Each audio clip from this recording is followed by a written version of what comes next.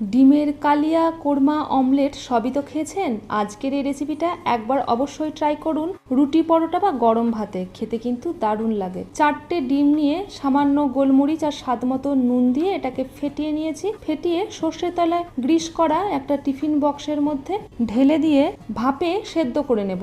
ভাপে সেদ্ধ করা হয়ে গেলে ঠান্ডা হলে এটাকে এরকম করে ছোট ছোট টুকরে কেটে নিয়েছি।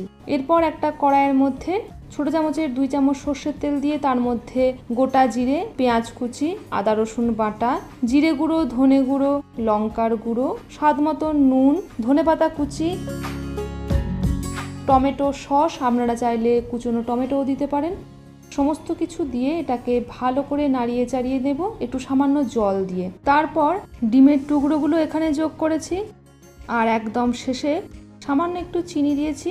বেশ গায়ে লাগা লাগা হলে এটাকে নামিয়ে দেব লো থেকে মিডিয়াম আঁচে রান্না করার পর।